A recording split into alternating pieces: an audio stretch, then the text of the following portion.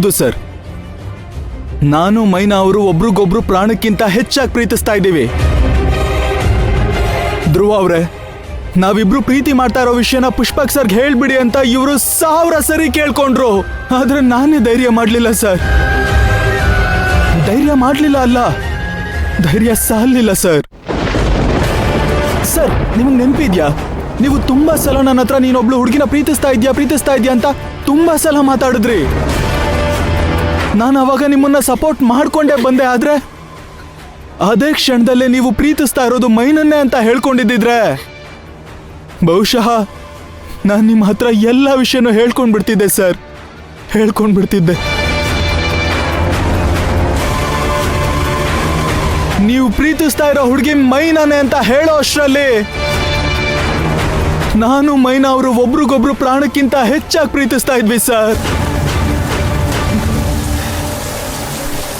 ನೀವು ನನ್ನ ಹತ್ರ ಬಂದು ನೀವು ಪ್ರೀತಿಸ್ತಾ ಇರೋದು ಮೈನನ್ನೇ ಅಂತ ಹೇಳ್ಕೊಂಡಾಗ ಯಾಕೆ ನಾನು ನಿಮ್ಮ ಹತ್ರ ಹೇಳ್ಕೊಳ್ಳಿಲ್ಲ ಅಂತ ನೀವು ಕೇಳಬಹುದು. ಆದ್ರೆ ಅಷ್ಟೊತ್ತಿಗೆ ನೀವು ಮೈನನ್ನ ತುಂಬಾ ಪ್ರೀತಿಸ್ತಾ ಇದ್ರಿ ಸರ್. ನಿಮ್ಮನ್ನ ಹರ್ಟ್ ಮಾಡೋದಕ್ಕೆ ನನ್ನ ಮನಸ್ಸು ಒಪ್ಕೊಳ್ಳಿಲ್ಲ ಸರ್.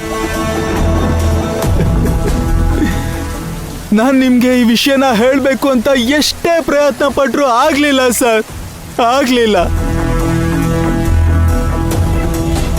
ಇದೆಲ್ಲದನ್ನು ಬಿಟ್ಬಿಟ್ಟು ಮೈನಾನ ತ್ಯಾಗ ಮಾಡಿ ಬಾಂಗ್ಲಾದೇಶಕ್ಕೆ ಹೊಟ್ಟೋಗೋಣ ಅಂತ ನಿರ್ಧಾರ ಮಾಡಿದ್ದೆ. ಆದ್ರೆ ವಿಧಿ ಅದಕ್ಕೂ ಅವಕಾಶ ಮಾಡಿಕೊಡ್ಲಿಲ್ಲ ಸರ್. ಸತ್ಯವಾಗ್ಲೂ ನಾನು ನಿಮ್ಗೆ ಮೋಸ ಮಾಡಬೇಕು ಅನ್ನೋ ಉದ್ದೇಶ ಇಲ್ಲ ಸರ್. ನೀವು ನನ್ನ ಮೇಲಿಟ್ಟಿರೋ ನಂಬಿಕೆನ ನನ್ನ ಕೈಲಿ ಉಳಿಸ್ಕೊಳ್ಳೋದಕ್ಕೆ ಆಗ್ಲಿಲ್ಲ ಸರ್.